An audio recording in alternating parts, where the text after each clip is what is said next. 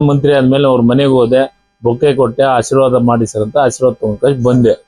ಏನ್ ರೀಸನ್ ಅಲ್ಲ ನನಗ್ ಗೊತ್ತಿಲ್ಲ, ನನಗ್ ಮಾಹಿತಿ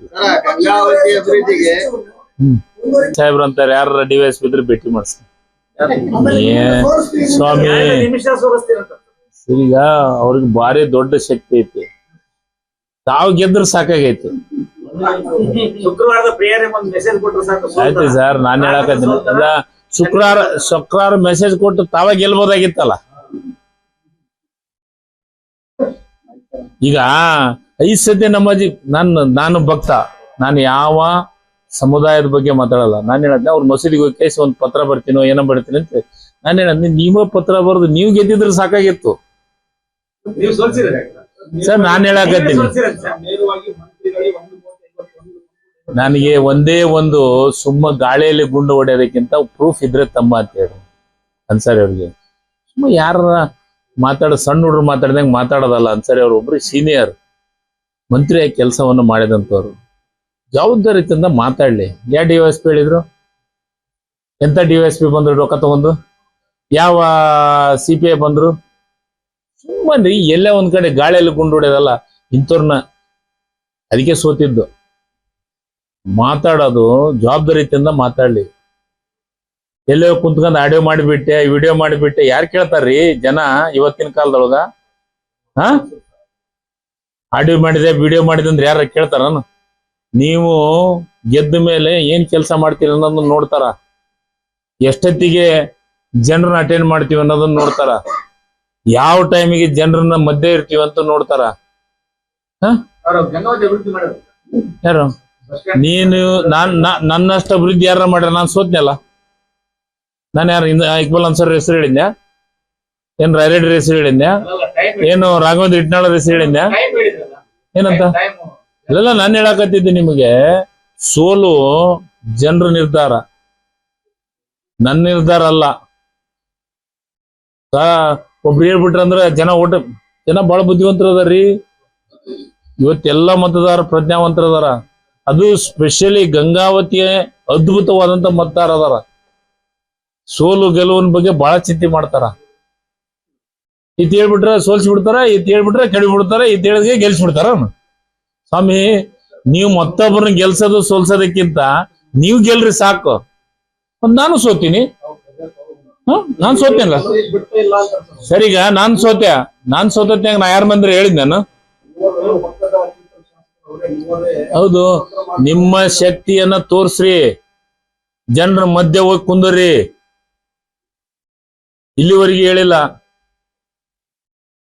ಹೇಳ ಇನ್ನೊಂದಿಷ್ಟು. ನಾನು ಅಂಬ್ರೇಗೌಡ್ರ ಮನೆಗೆ ಹೋದಂದ್ರ ಕೆಳಗಿಳಿದ್ ಬರ್ಲಿಲ್ಲ.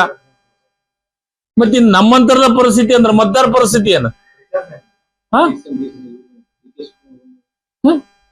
ಇದೆಲ್ಲ ಹೇಳದ ಬೇಡ. ನಾನು ಹೇಳಕತ್ತೀನಿ, 1, 2, 3 ಹೇಳ್ಬೋದು. ಅನ್ಸರಿ ಸಾಹೇಬ್ರೆ, ಸೋಲು ಗೆಲುವು ನಿರ್ಧಾರ ಮಾಡೋದು ಜನರು. ಯಾವ ಒಂದು ಸಮುದಾಯದಿಂದ ಸೋಲು ಗೆಲುವು ಸಾಧ್ಯ ಇಲ್ಲ.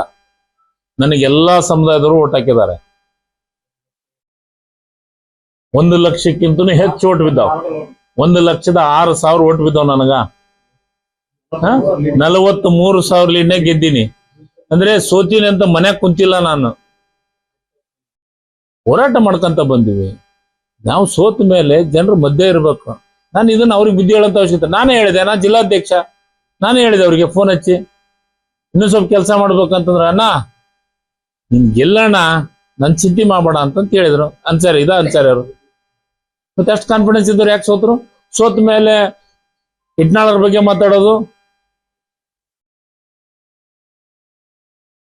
ಅನ್ಸಾರಿ ಇದು ರಾಯರೆಡ್ಡಿ ಬಗ್ಗೆ ಮಾತಾಡೋದು, ಶಿವರಾಜ್ ತಂಗಡಿ ಬಗ್ಗೆ, ಕನಗಿರಿಯವ್ರ ಬಗ್ಗೆ ಮಾತಾಡೋದು ಯಾಕ? ನಿಮ್ಗೆ ಗೆಲ್ಬೇಕಂದ ಸೋಲ್ಸ್ತೀನಿ ಮಾಡ್ತೀನಿ, ಜನರು ನಿರ್ಧಾರ ಮಾಡ್ತಾರ ಮುಂದಿನ ಚುನಾವಣೆ ಒಳಗೆ. ಅದನ್ನ ಹೇಳ್ತೀನಿ ಸ್ವಲ್ಪ. ಈ ಬಿಜೆಪಿಯರಿಗೆ ಏನಾಗಿದೆ ಅಂತಂದ್ರೆ, ಈ ಪೇಮೆಂಟ್ ಕೊಟ್ಟು ರೂಢಿ ಆಗ್ಬಿಟ್ಟೈತೆ ಬಿಜೆಪಿಯರಿಗೆ. ಯತ್ನಾಳ್ ಏನ್ ಹೇಳಿದ್ರು? ಬಸವರಾಜ ಬೊಮ್ಮಾಯಿ ಅವರು ಮುಖ್ಯಮಂತ್ರಿ ಆಗ್ಬೇಕಾದ್ರೆ ಎಷ್ಟು 1,000 ಕೋಟಿ ಕೊಟ್ರು ಅಂತ ಹೇಳಿದ್ರು? 2,500 ಕೋಟಿ ಕೊಟ್ಟು ಮುಖ್ಯಮಂತ್ರಿ ಆದ್ರು ಅಂತ ಹೇಳಿದ್ರು. ಈಗ ನಾನ್ ದೊಡ್ಡನಗೌಡ ಕೇಳಿದೆ, ಮುಖ್ಯ ಸಚೇತಕರಾಗಕ್ಕೆ ಎಷ್ಟು ಕೊಟ್ಟಾರ? ಮುಖ್ಯ ಸಚೇತರಾಗಕ ದೊಡ್ಡನಗೌಡ್ರು ಎಷ್ಟು ಕೊಟ್ಟಾರ ಪೇಮೆಂಟ್?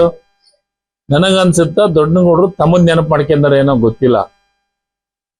ಅದಕ್ಕೆ ನಮ್ಮ ಕಾಂಗ್ರೆಸ್ ಪಕ್ಷಕ್ಕೆ ಆ ಸಂಸ್ಕೃತಿ ಇಲ್ಲ. ಸುಟ್ಕೇಸದ್ದಾಗ್ಲಿ ದುಡ್ಡಿಂದಾಗ್ಲಿ ಸಂಸ್ಕೃತಿ ಇಲ್ಲ. ನಮ್ದೇನಿದ್ರು ಮೆರಿಟ್. ನನ್ನ 3 ವರ್ಷದ ಅವಧಿಯೊಳಗ ನಾನ್ ಮಾಡಿದ ಕೆಲಸ ಗುರ್ಸಿ ನನಗ್ ಮಾಡಿದ್ದಾರೆ.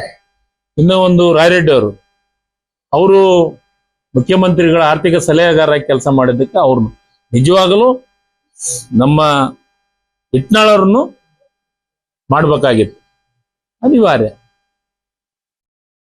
ಇಬ್ರಾಗಿದ್ದೀವಿ ಅಂತ ಅವ್ರಿಗೆ ಮತ್ತೆ ಮುಂದಿನ ದಿನಮಾನ ಮತ್ತೆ ಯಾವ್ದೋ ಒಂದು ಅಧಿಕಾರ ಕೊಡ್ತಾರ. ನಾವು 3 ಗೆದ್ದೀವಿ, 3 ಎಲಿಜಿಬಲ್ ಅದೀವಿ. ನಾವ್ ಯಾರನ್ನು MLA ಕರ್ಕೊಂಡೋಗಿಲ್ಲ. ನಮ್ಮಷ್ಟಕ್ಕೆ ನಾವು ಪ್ರಯತ್ನ ಮಾಡೀವಿ. ಪಾರ್ಟಿ ನೋಡೈತೆ, ಪಕ್ಷ ನೋಡೈತೆ, ಹೈಕಮಾಂಡ್ ನೋಡೈತೆ, ನಮ್ಮನ್ನು ಗುರುತಿಸಿ ನಮ್ಮನ್ನು ಮಂತ್ರಿ ಮಾಡೈತೆ. ಆ ರೀತಿ ಏನಿಲ್ಲ. ರಾಜೀನಾಮೆ ಅವನ್ನೆಲ್ಲವನ್ನು ಹೈಕಮಾಂಡ್ ನೋಡುತ್ತೆ. ಅದನ್ನ ನಮ್ಮ ಮುಖ್ಯಮಂತ್ರಿಗಳು ಟ್ರಬಲ್ ಶೂಟರ್ ಅಂತ ಹೆಸರು ಕೊಡದಾರ.